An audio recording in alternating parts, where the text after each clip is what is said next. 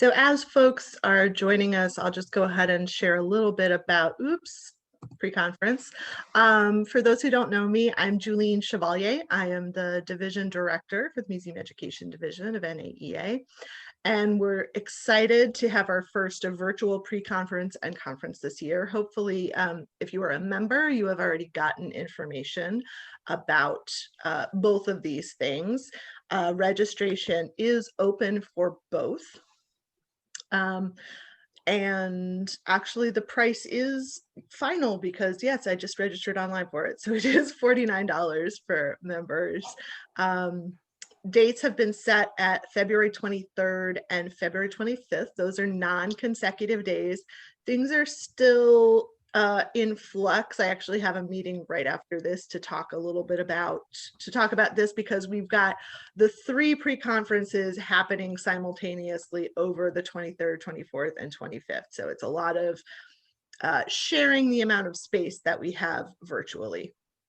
But those are the dates that have been given to Museum Ed at this point.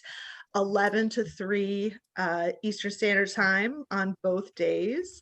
And next is we are looking for proposals. So we are hoping folks will submit to us to share virtual gallery teaching. So just what it sounds like. I know a lot of us are doing school tours, public tours virtually. So this is an opportunity to share some of your best practice or share a technique that you're trying out. Let's really experiment here. This is a chance to try something and then get feedback from your peers.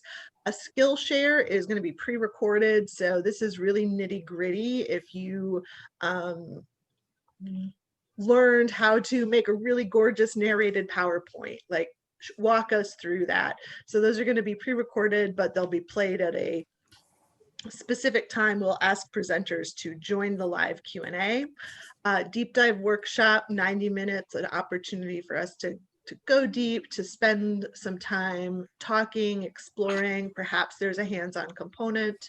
Celebrate the wins. If folks are familiar with the Ignite format, this is going to be live. Ignite is like an even faster PechaKucha. So it is 20 slides, 15 seconds each. For Celebrate the Wins, we want you to the big and the small, the personal and the professional. Like if you have found the perfect breakfast sandwich, I want to learn all about it so I can make it as well.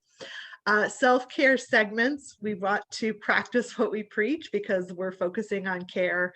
If you have a practice that you have engaged in or you've helped others engage in, it could be calming and quiet, it could be loud and boisterous. Like, do you have the best dance break moves that you want to teach to all of us with the best soundtrack? Yes, please. So we're going to pre-record these, submit them, and then we'll be sharing them throughout, and we also hope to compile them for later. We also hope to have a fair amount of small group facilitated opportunities. So if you want to help us by serving as a facilitator. So I will throw up a link to larger descriptions of these and a link where you can submit proposals. I also want to give the caveat, do not stress over these proposals. We know that this is an unprecedented time. I'm so sick of hearing that word, but we need to just get it in. Don't overthink it. Don't wordsmith it too much. If we can understand what you're saying, that's great. We don't want this to be a stressful process. And so if you are a member, we're going to have proposals deadline is Friday, January 8th, and then we're going to notify 12 days later. I just got off a call with our now confirmed keynote of Trisha Hersey, who's the founder of the NAP ministry. So she is a, yeah, she's awesome. So she's a performance artist. She's practicing artist. She's been a teaching artist for many years, and you should check out her website and follow her on social media of the NAP ministry. She really critiques grind culture as a tool of oppressive capitalism and white supremacy culture. So it's going to be an awesome keynote, and I'm going to stop sharing and put those links in the chat. Let's see. While I do that, because I can't multitask so well, I'm going to turn things over to Gwen. And I forgot to say, I'm so sorry. As way of verbal description, I am a cis white woman. I've got purple cat eye glasses. I'm sitting on my couch with a black and gray shirt, and there is a brightly colored print on the wall behind me. Gwen, I will turn things over to you. Thank you, Julene. That's so exciting about pre-conference. So hi, everybody. It's really nice to be with all of you. My name is Gwen. I serve on the development committee for the Museum Education Division. Can you guys hear me? Yeah, okay. So I serve on the development committee as the representative-elect for the Pacific region. I, prior to the pandemic, worked in interpretation and accessibility at Phoenix Art Museum, but lost my job there. And I guess it's also as by way of verbal description, I am also a white cisgendered woman. I have gray and dark colored hair pulled back in a ponytail. I'm in my home in Phoenix, Arizona. You can see the wood ceiling and my bookcase above me and my bookcase behind me. And I'm wearing some gray geometric patterned circular earrings. So my role today is to get us started off in a small moment of reflection and to kind of think back on this year of 2020 before we take a deep dive in what we've learned from the survey that RK&A conducted with folks in our field. So as a way of reflection, we thought we'd use the tool of the headlines routine from Harvard's Project Zero. I'll drop a link to that in the chat if you're unfamiliar with this routine. So in this, we try to like distill down a lesson learned. And in this case, we're curious what has really resonated with you in 2020. So if you were to write a short headline, a few words to really capture the essence of what you want to remember about 2020, what would that headline be? So again, I'll drop that in the chat, give you all a few moments to kind of think about it. So if you were to write a headline for 2020 that captured the most important aspect or the essence of your year that should be remembered, what would that headline be?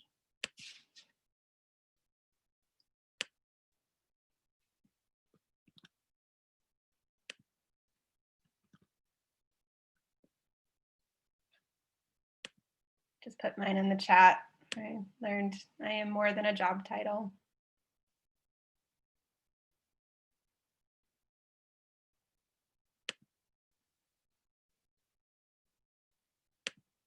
Amanda said, we are all more adaptable than we realize. And Julene said, introversion can be a superpower. Yes. Grace, oh, I love the punctuation here. Bear with me, period. Let's try this, period. Wait, let's try this again. Oh my gosh, so many things learned and relearned over the course of the year. Bella said, keep the human connection at the center of everything you do. That's beautiful. And Katie, trials and tribulations test the resiliency, hope, and perseverance in 2020. Yeah, that is 100% the headline of the year. Sarah saying, museum closures haven't stopped educators from educating, instead prompting innovations. Yes, we're going to hear a little bit more about that in the course of our survey. So you can add your headline as you wish. I'm going to collect these and we'll be sharing out at the end a little collection of all the headlines that we have heard from everybody. For now, I want to turn things over to Amanda Krantz from RK&A and just want to say again how deeply grateful we are to RK&A for conducting this survey completely pro bono. And Amanda's going to share some of what we have learned, and then Julene and I will be back to share a little bit about the qualitative data. Let's take it away, Amanda. Hi, everyone. So I'm Amanda with RK&A. Visual description, I'm a white cisgender woman, long brown hair kind of pulled back in a ponytail, bundled up in a scarf in my white chair with, I think, yeah, you can see some dog treats behind me and sleeping puppies across from me. So I am going to talk about the survey data that we collected for NAEA Museum Ed Division. I'm going to go through it, everything that we collected. Please, if you have questions or if I lose you along the way, just stop me, ask your question, put it in the chat box. Julene and Gwen can help me get those. But I'll start going through things now. So, I mean, we are a company that does research and evaluation for museums. So we'll do program evaluation, all kinds of different things, audience research. And as the pandemic was unfolding, we were just very disturbed by what we were hearing about museum educators being laid off and furloughed. And so we reached out to Julene to see if there was something that we could do to help. So our goal has been, we just wanted to use our research and evaluation services to help the Museum Ed Division. So to give you some data on what's happening and how communities are being affected, and hopefully data that's useful for you all to help advocate for you. So that was our motivation in reaching out to Julene and the Museum Ed Division. We worked with them and decided to develop a survey that would go out to museum educators through NAEA's list. So emailed out, and was also shared in various other peer-to-peer chats, all the social media accounts, as well as some partner organizations sent it out as well. This survey, I guess we started working with you all in May to develop it, but it went out around August to October of 2020. So most of our responses were around September. Since this is a survey about how our museum educators are practicing, that time frame is pretty important to keep in mind as we go through the results of where everybody was in September in regards to the pandemic. I'm going to talk about the statistical data that came out of the survey, although there are some open-ended questions that Julene and Gwen coded, and they'll talk about those after I get through the statistical part of this. I'm going to go through all of the data that we collected, but there were two other surveys that were happening somewhat simultaneously, so I will pull some data from there to share with you as well. One is from the Museum Education Roundtable. So their survey of museum educators went out in the summer. They haven't officially published the results, although my colleagues on the board, so I was able to look at their data to make some comparisons. And then also Wilkening Consulting, they work with the American Alliance of Museums. They conducted a survey of museum directors in October as well. So I've pulled some of their data. It is publicly accessible. If I think somebody may have put it in the chat link already. If somebody can put in the link to that, you can check out the data from Wilkening as well. But I'll share what I think is particularly relevant. Okay, so COVID. So one of the things was just asking about museums and kind of the status of where they were. So at the time we asked about what date will your museum reopen, or if they have reopened, what date they opened. So you can see there's kind of a variety of dates here. This did vary based on region. So some of the Western museums were the ones who were more likely to say they don't have a date yet, or 2021. Some of our earlier openings were in Mountain Plains and the Midwest region. And I think there was one Mountain Plains that said they never closed during the pandemic at all. So there was at least one of those. One of our big questions was about employment status. So asking about changes in employment status or income status pre-pandemic to now. We marked pre-pandemic as being around March 13th to give everyone a similar date to respond to. So you can see here, the greatest percent, 66%, have not had an employment status change. And that was, again, as of around September when the survey was collected.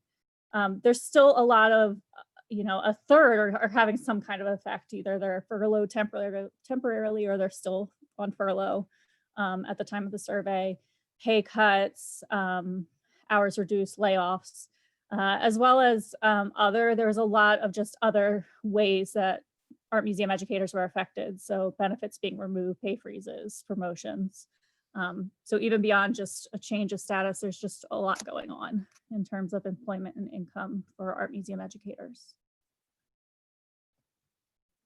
And with the data, we are able to look at this across a lot of different variables. So one of the things is, across the US, we did have a couple of respondents that were from outside the US, but I didn't include them here.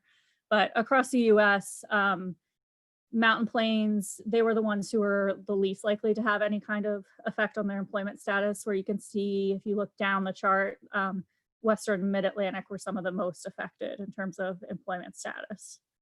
And that lighter green bar is kind of all regions aggregated. So you can see the ones above the light green bar are those that are least affected, and those below are most affected.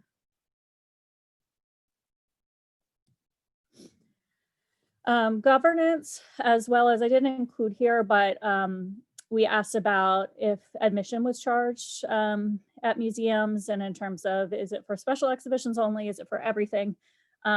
These two factors, which are somewhat correlated, they were a big factor in terms of how employment status was affected. So our state, county, regional, municipal, and federal were, and as well as college or university, were some of the least affected in terms of employment status, whereas those who work for museums that identify as private nonprofits were most affected.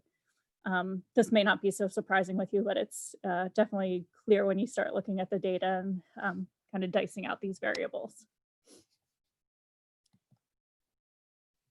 The other thing that we saw as a difference is in terms of when we looked at what role individuals identified.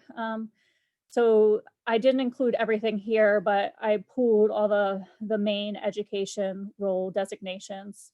And what this is showing, those three at the bottom, so those who identify as working in education family programs, teen programs, and K-12 were some of the most affected in terms of their employment status. Whereas those who do docent training, adult public programs, education just in general as a position, or if you're a department or division head, you were least affected.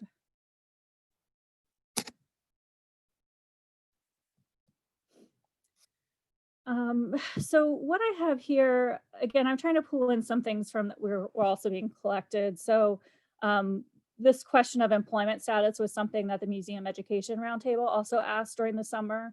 I feel like our data is very comparable to theirs because they were also dealing with a pool of museum educators surveyed individually.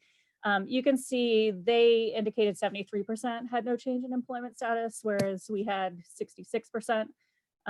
Their survey was coming out a little earlier in the summer, so maybe some of the effects hadn't rolled in. They're also dealing with a bigger pool of museum educators than just art museum educators. And the other data I wanted to pull in was from Wilkening. You can see my little apple orange graphic here. It's not as nice of a comparison because they asked a different question and their sample is of museum directors. So they're responding like one response for a museum. But you can see here in that comparison that 47% are saying that they had no furloughs or layoffs. So they're reporting actually a bit more proportionally of having to furlough and lay off. Again, that's a sample of museum directors from AAM. So 20% of them are art museum directors, but it's includes historic house museums, science, children's, all museums.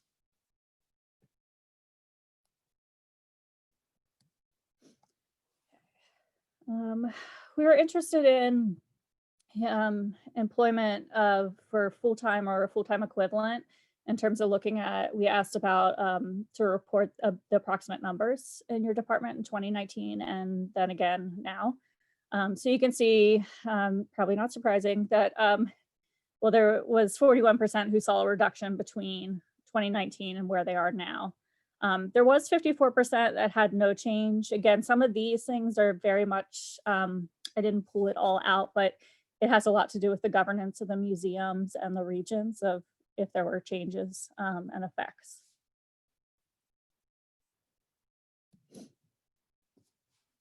We asked about education-related contract hourly workers as well, since you all know as educators, you work with a lot of, I'm sure, contract hourly teaching artists, others. And so we asked about how they've been affected. My way of looking at this, these gray bars are all the detrimental things. So we're seeing a lot of, at the top here, 34% have hours or numbers are completely cut. Another 28% have been reduced. So that's over half have had some kind of hours numbers cut or reduced. We're also seeing some resigning or deciding not to come back.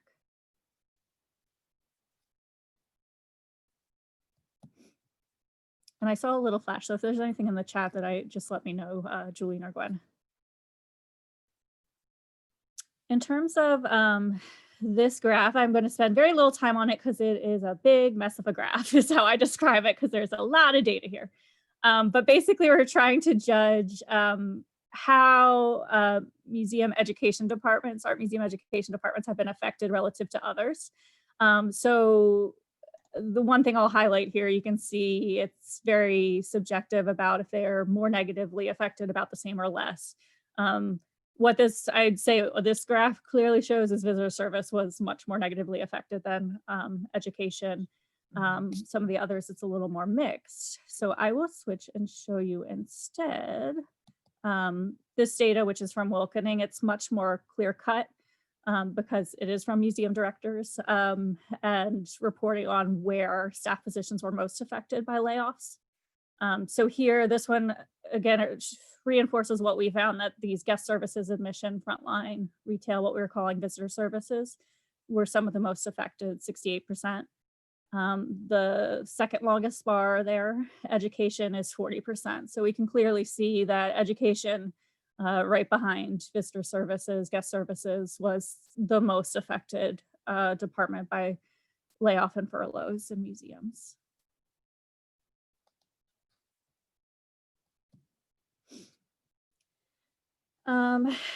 So in addition to just staffing forces, we were also looking at budgets. So we asked about how has the education department's budget been affected.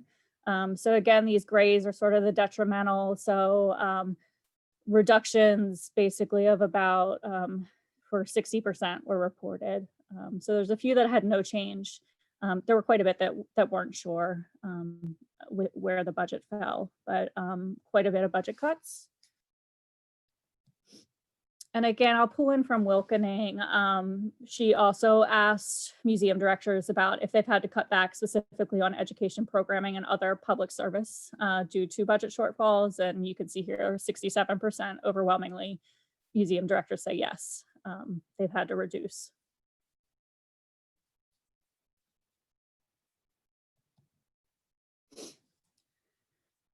We also asked about if, since the museum has closed, have volunteers and docents been asked to do the work of previously employed museum staff, which we would hope not. And 81% said no, they have not been asking docents and volunteers to fill in for previously employed staff.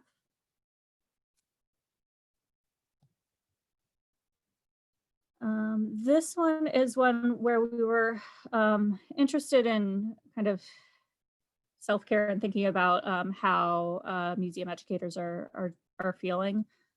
So we asked about rating their concerns about their work based on policies and protocols in place. So the best way to look at this and how we've organized the graph is the things that are at the top are the things that are rated as greatest concern. So personal safety is one, quickly followed by safety of docents and volunteers, as well as museum visitors. And you can see this kind of, the best way to read it is relative to each other. I won't spend too much time on this. You'll be able to, I know that these slides will be shared with you. You can look at it as well. And I think actually the data that Julene and Gwen talk about makes this more human than what you're seeing, here. But definitely a lot of concern for safety, not just of themselves, but of others that they work with and interact with, like the museum visitors.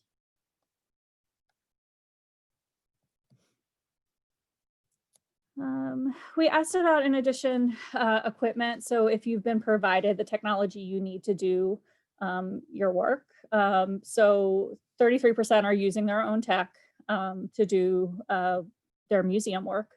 You can see here, these other darker green bars are I was provided some of the tech I need, whereas there was just 28% who really definitively said, yes, I have everything I need, and it was provided by the museum. So this is definitely a little bit of a equity issue in terms of being given what you need to do your work. We are also asking if the museum has the tools, computers, cameras, this is tools pretty broadly, to create the virtual and digital programming that you want to produce. So again, here we're seeing that there's 37% said, yes, we have the basics, and that other dark green bar says, yes, we're all set.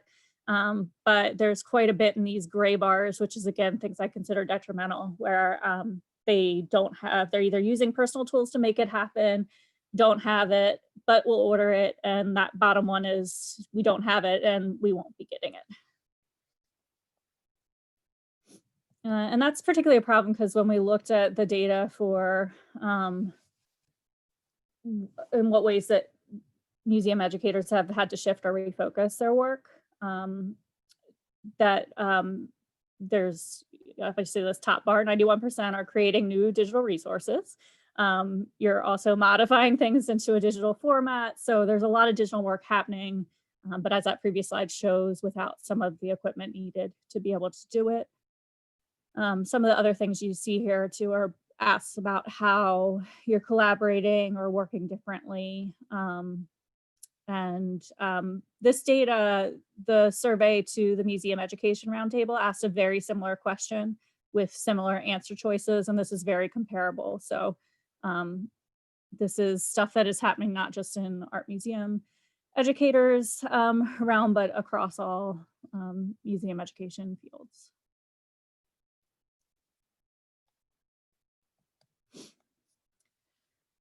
We asked about if you're still working for a museum, if you'll be able to work from home after it reopens to the public. And so the greatest percent that responded said yes, but I'll also be working at the museum some days.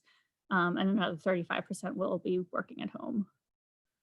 Very few will be there at the museum every day as soon as it opens. This was a question that was very relevant related to conference. Do you anticipate being able to and or personally willing to travel for a conference in March of 2021? And that's overwhelmingly no, with some maybes and just very few yeses. So I went through the data really fast. You'll have access to it. You're welcome to ask me questions later, after this call if they come up, but just my takeaways, to sum them up before I pass it off, is that we can clearly say that education was hit second hardest in terms of when we look at different departments in the museum. So we'd seen both in our data and with Wilkening's that visitor services and frontline were hit the hardest, but then education is clearly the second most. And again, some of that is affected based on governance and admission fee structure. So not all departments are affected equally. So those who are employed by private nonprofits, you were hit more hard than those who are in federal or state or college universities. My other big takeaway was just that there's a lot of nuance to how art museum educators have been affected. So beyond just the furloughs and the layoffs, there's so much more that's happening in terms of pay freezes, benefit reductions, not having the equipment that you need to work from home, as well as the one chart that had the little bubble graphs, where, you know, those things that are coming to the top are about concern for safety of yourself as well as visitors and museum staff and other folks. That's just a lot of, you know, weight on you in terms of you being so empathetic to these other groups of people. So that's another effect that's really pronounced. And then my last kind of big takeaway was that I just feel like museums are not sufficiently positioned for the pandemic from my outside perspective with data. But what we had conversations with a group called Ithaca SNR. They did a survey earlier this year for art museum directors. And it talked about how, you know, at the beginning of 2020, the art museum directors were saying education's a priority. We expect to expand our education staffing, putting more into budgeting and outward facing services. But, you know, at this point in time, education departments are among the hardest hit. You know, these feelings of not having the technological tools that you need to be able to create virtual programming that you want to produce, and then also all those budget reductions, which Wilkening's survey also showed as well, that those public services have a lot of budget shortfalls and staff reductions. So that is my bit. I'm going to pass it over to Julene and Gwen. So.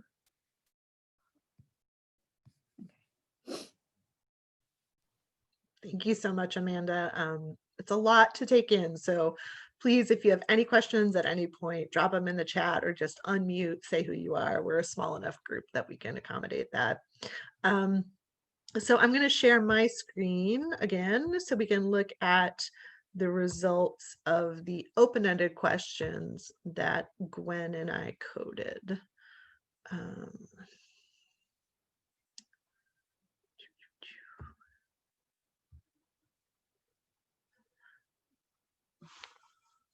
So these are the questions that were at the end of the survey. What are you most proud of when it comes to the work you've been doing during the pandemic? What goals do you have for pivoting your work throughout the remainder of the year?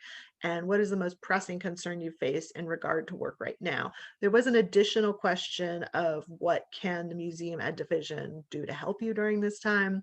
And we got some great responses there and have been using those to shape peer-to-peer and also are helping us to shape pre-conference as well.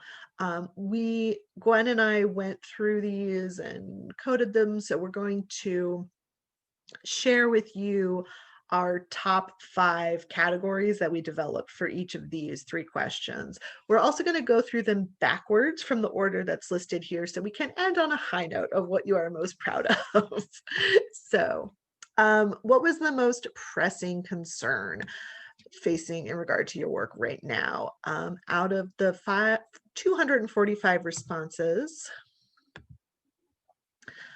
the top one that 52 answers were coded was increased workload. So this was a lot of work, too much work. Also, not enough time was a key code there as well. So here's just an example of one of those responses: planning how to get everything done with fewer staff on FMLA, which is Family Medical Leave Act, staff switching to part-time of their own choice. Stress was another big one. So, you know, 44 responses were coded that way. I'll also mention that responses could receive more than one code, and that definitely happened relatively often. So here's one quote: "As a Black woman, I wish my supervisors understood the turmoil of my mental health during the pandemic and uprisings. No one takes into consideration the staff's well-being. It's all about work and constantly pushing / creating events," end quote. And I think that's a really sad statement, but something that I'm sure a lot of us can relate to. And I think also indicates why there is a lot of additional emotional work going on by museum educators. If they feel that support is not there from others, then we are often working to support each other if it doesn't feel like the institution is. pressing concern of future cuts or job security for yourself and others. Again, part of that empathy is not just being worried about yourself. So 35 responses were coded this way. So hoping to keep education staff employed. Diversity, equity, accessibility, inclusion. Anything that related to accessibility was coded here, in addition to mentions of paying equitably, so paying teens to do a program, or continuing to pay teaching artists, or paying interns during this time. That was all coded here. So technology and accessibility being an example there. And then museum management, 23 were coded this way. So this was leadership, also internal communication structures, so kind of just museum dysfunction in general ended up in this category. And the quotation here is: the lack of transparency and democratic decision-making within my organization, lack of trust. Nearly half our full-time staff were laid off by our most senior leadership without even consulting or notifying department directors in advance, end quote. And I think I'll speak from my own personal thought process is, I personally expect nonprofits to be more humane, to be more caring than a for-profit world. And so for me personally, it does sting more when at least it feels like management doesn't care or is not communicating care or consideration to the rest of us. So I'm going to turn things over to Gwen to share the next question. Thank you, Julene. So we'll leave some slightly dark territory for something a little brighter. So this question was, what goals do you have for pivoting your work through the remainder of the year? And I will note we received at least one comment that said to never use the word pivot again, and we got some pushback on that, which I fully acknowledge and empathize with. But we received 236 responses to this question, and the overwhelming majority were coded to digital and virtual. So this is people who are talking about the transition to virtual formats, creating new digital content, very much mirroring what we saw in the data that Amanda analyzed. This also included learning new tools and skills related to the digital world and investing in technology, as well as developing digital strategies. So thinking forward to how to manage all of this workload. So here, to give you a sense of what this looked like, someone said to increase docent confidence to facilitate virtual K-12 field trips, onboard a virtual museum educator, promote virtual K-12 field trips on a national level, and continue to engage teachers via virtual workshops. So this was, as I said, the overwhelming leader in responses. Our second category called it internal support. So this was really focusing on the sort of ways that we can support one another. So less about a self-support system, but more within the context of our organizations and our communities. So things like retaining staff, supporting staff, advocating for resources, cross-departmental relationships, creating sustainable cultures of productivity, and being responsive to changing priorities. So here, an example is to deepen partnerships and be strategic about what we take on so we can have the most impact, take care of ourselves, and make our voices heard across the institution. So this was also a lot about looking for streamlining systems, balancing of responsibilities across departments, and again, doing a lot of advocating within the institutions, within our museums to help get the support we need in education. So behind that with 34 responses was engagement and outreach. So this was all about maintaining relationships outside of the organization, remaining relevant and staying connected to audiences and communities. And the all important thing of wanting to make sure audiences want to come back when institutions reopen or when our audiences feel safe to come back. So here, one respondent said, maintaining community relationships so people will come back to the museum when it reopens. Another quote that we got there was, honestly, just maintain relationships with partners and avoid total staff burnout. One person even gave a very particular goal of reaching at least 25 to 50% of the community they normally serve. So having some metrics that they wanted to apply to that. So closely behind was serving specific audiences. So this, any response which indicated a very particular audience that was going to be focused on was coded here. And I will say the overwhelming majority mentioned support for teachers and students. So a lot of virtual field trips, educator workshops, ways to support students.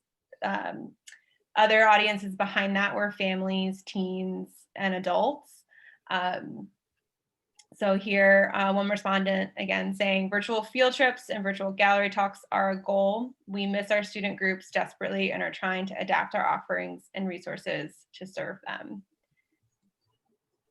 And then the final category that we're going to talk about is self-care. So this is kind of really partnered with the internal support category, but these are responses that really spoke to how the individual was taking care of themselves, things about work-life balance, drawing boundaries, managing expectations of what they can produce, and protecting against burnout.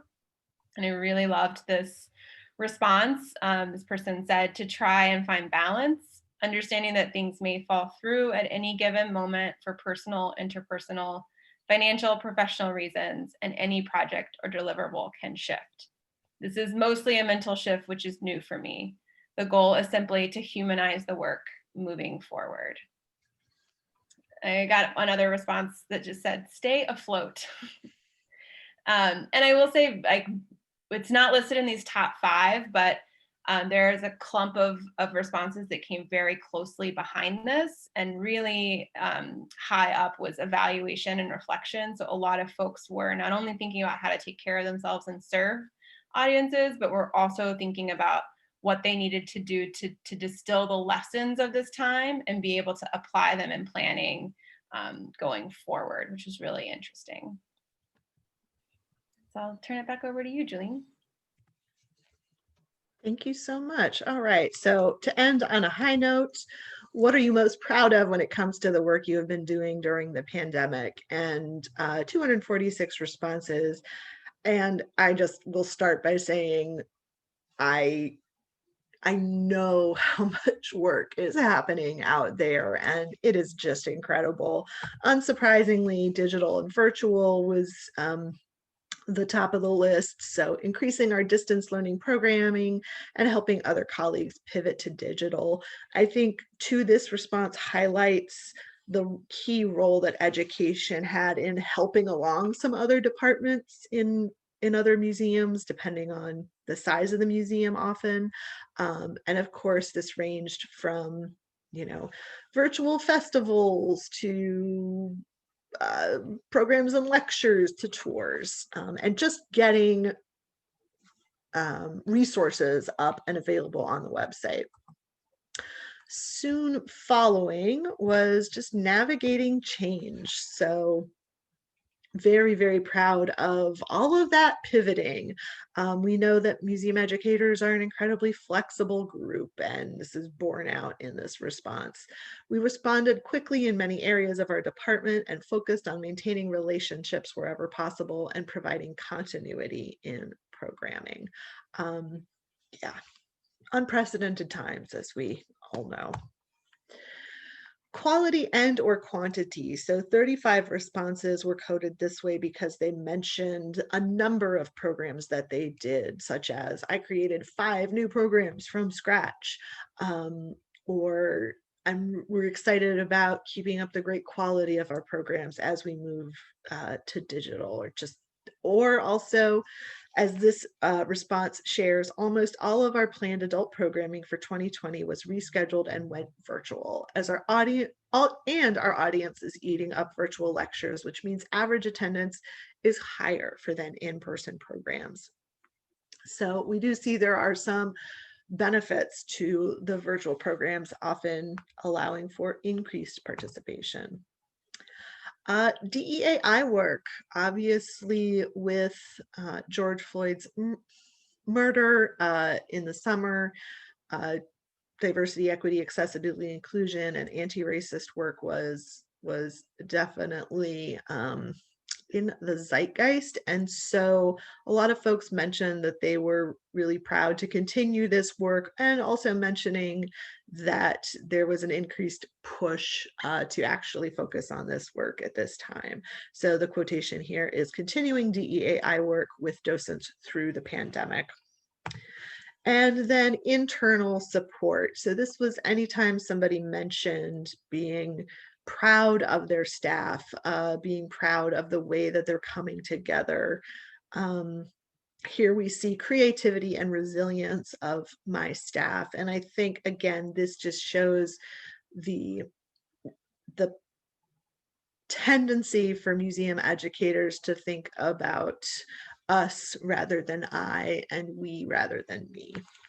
So I will stop sharing, and we can turn things over just as an opportunity to ask any questions you have. I know Amanda's willing to pull up charts again if there's a specific thing you wanted to question, and also ask you all how we can make this information useful to you. We're going, like I said, there's a link in the chat to see the PowerPoint. You're welcome to share that. We're also planning on doing some kind of probably like one pager that's a summary of the findings to potentially share with folks in administrative positions, etc. But I'm going to stop talking and give some wait time now.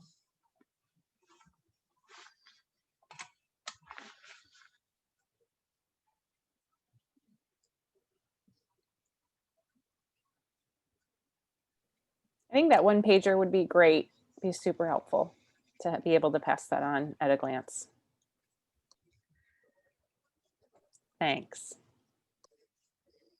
I'm just noting that I'm seeing a lot of nodding heads for those that have video on.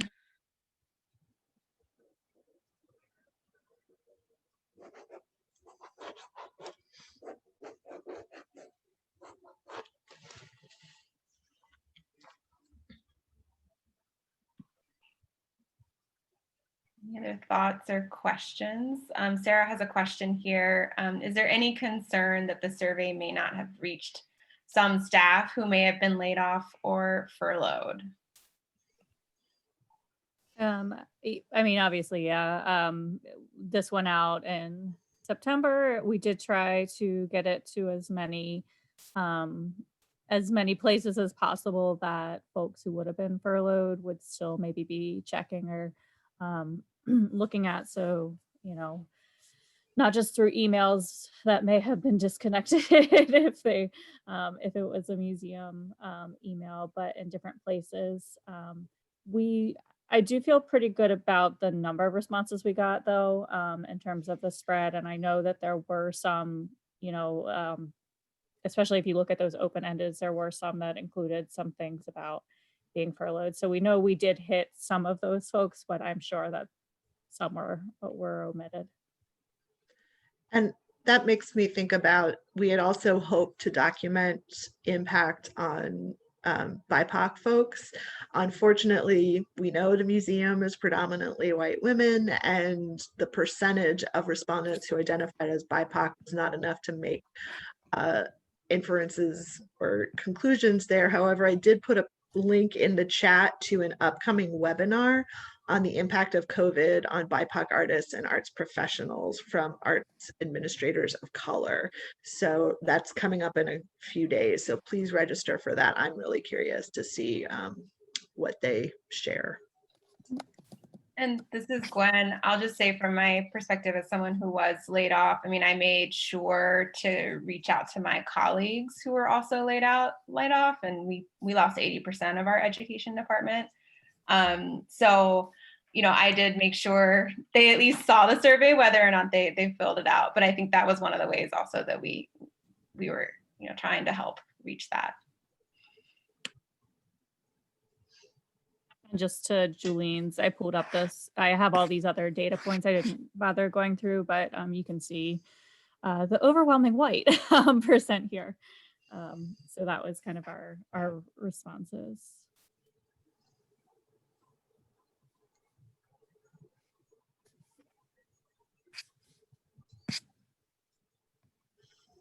Are there any just personal experiences? We've got a little bit of time, you know, this is an opportunity to celebrate and commiserate if there's things that felt really resonant in the results, or you had a very different experience. This is just an opportunity to connect with one another as humans in the field. I think a lot of what was in the survey really resonated with me. One of the things I'm thinking about is I feel like a lot of the impacts from this won't even be felt until like 2022, you know, and were you to ask some of these questions, you know, next year at this time, that there may be really more extreme even answers. Yeah.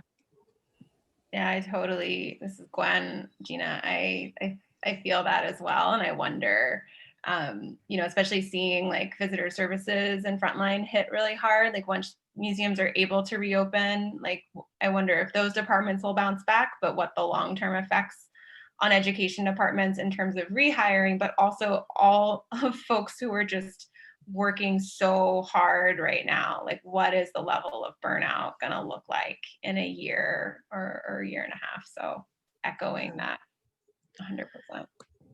That stood out. Oh, sorry. No, go ahead, Chris.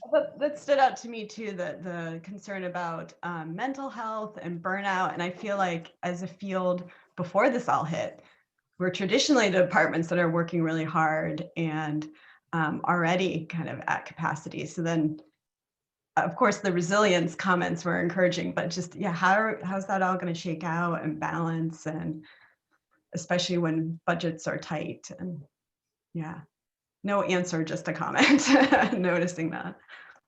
Yeah, I fully agree with that, Kristen. This is Julien, and I got up on my soapbox last week, and I'll do it again, is like, start managing expectations now with your museum administration, because we know of the incredible work that people have been doing to get all these digital programmings.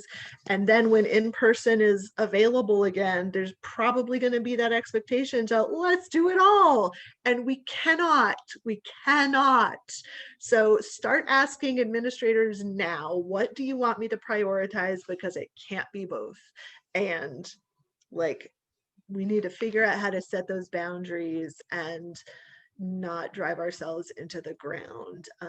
I agree that we are at high risk for burnout. I remember in grad school reading an article, it's like, you're at high risk for burnout if you care too much, and all these things that generally make you a good educator. So yeah, I think we have to be really, really careful as a field, and figure out ways that we can advocate for our sanity, really. And that's my dog in the background barking at imaginary people outside.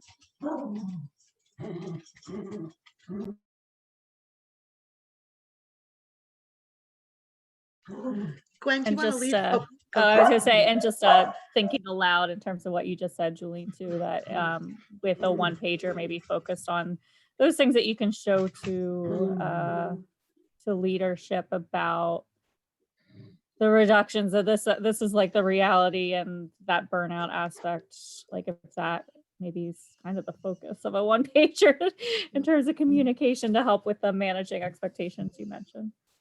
Absolutely.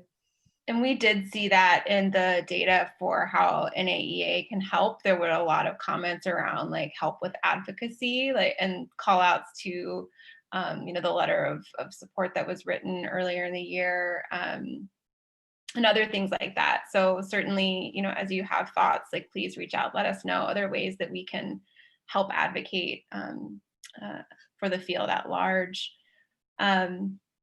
So just to wrap us up for today in these final few moments, first I'm gonna drop a link. First we'll do a little bit of engagement, and then I'll share a couple of final links. So we started out with a little reflection and creating headlines for the year 2020.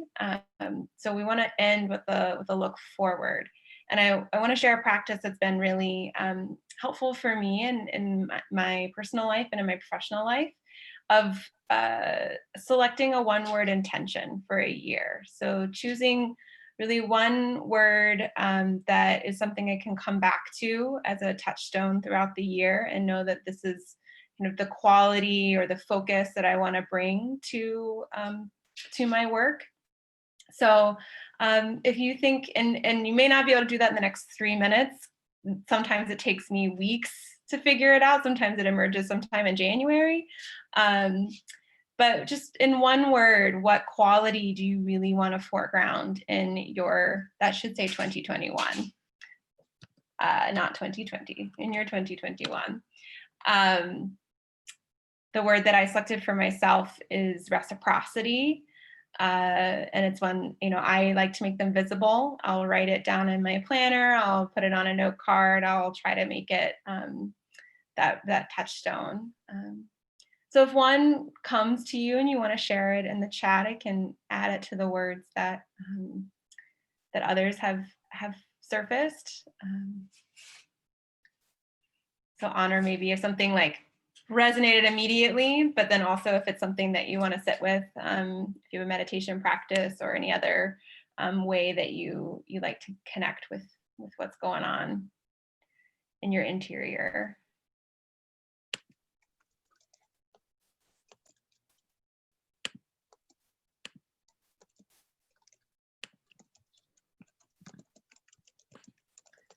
So I'm seeing joy from Katie, although balance is not far behind. I think finding the joy is beautiful. If you're not familiar with, oh my gosh, I'm forgetting her name right now. Just research Fun Squad. And there's a project going on with a data scientist who's doing lots of things around fun. Reverberation, patience, and discovery. These are beautiful. I'm dropping a link to our the words that we shared at the outs, or our headlines that we shared, and I'm working on one here of all of these words. So I see awareness, balance again.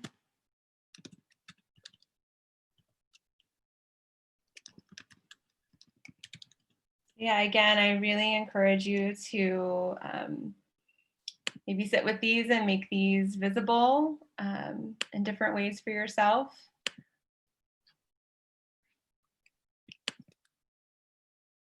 And thank you all so much for participating today. If you are able to or willing to turn on your camera or unmute, we can at least have a little communal send off for the rest of the day. And I just want to acknowledge Bella's comment. I Yes. will think, yeah, and I know you see it too. Think about that. Yeah. Thank you all so much and have a great day. We'll see you later. Thank you. Bye. Everyone.